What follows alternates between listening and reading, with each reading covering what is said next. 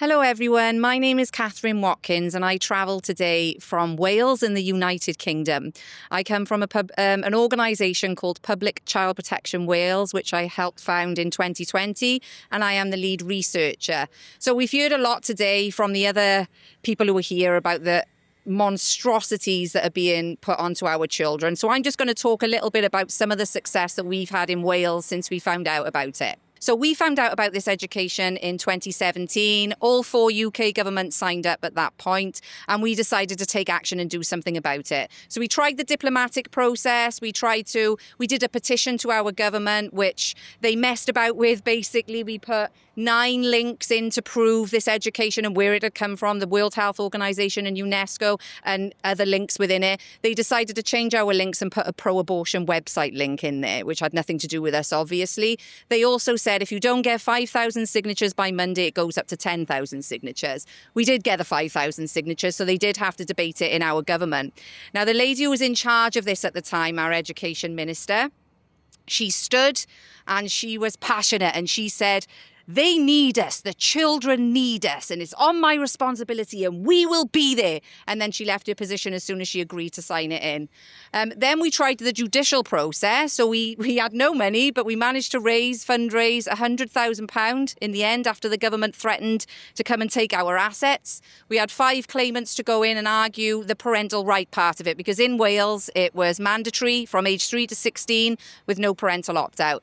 So when we went in, that was a 2-day court case. The government won and successfully argued, and this is very important for people to realise, that we don't have parental rights. We have parental responsibility. If we did have parental rights, they were minuscule. However, we did manage to produce case law, which we've used as a country to be able to take people out of these exemptions within there, to take people away when they said you couldn't do it initially. So we've been through an education tribunal.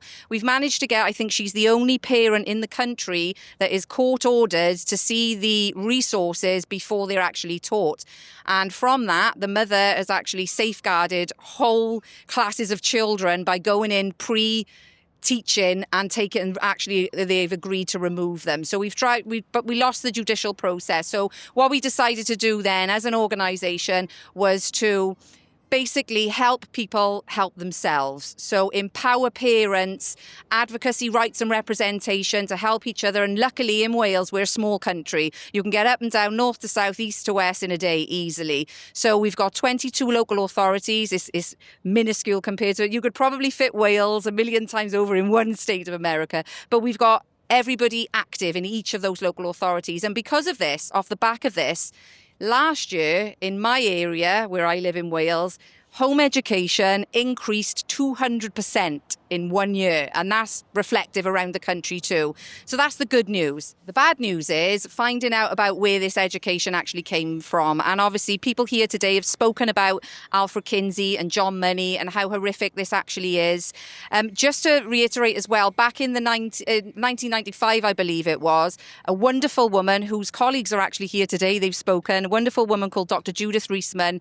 She battled this industry. She battled Kinsey's false data and the pornography industry for 4 decades before she died. And there was a bill in 1995, HR 2749, I believe, that it did start, nothing came of it. But yesterday, I wasn't here, unfortunately. My flight was delayed, but all these wonderful people went in and handed to revive this bill that basically said an investigation needed to happen into Kinsey's false data.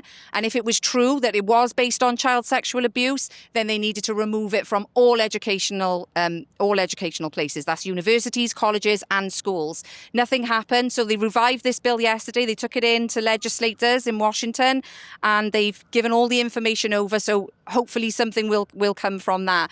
As the lead researcher for Public Child Protection Wales, my role is to research the so-called sexual liberation movement, sexual revolution in the pornography industry, which was how I came across Alfred Kinsey and his work. And I have to say now, it's the root cause of everything. This was 80 years ago, but this is drip-fed. Alfred Kinsey's work infects absolutely every part of society, education, law, everywhere. It's changed the law over the years as well.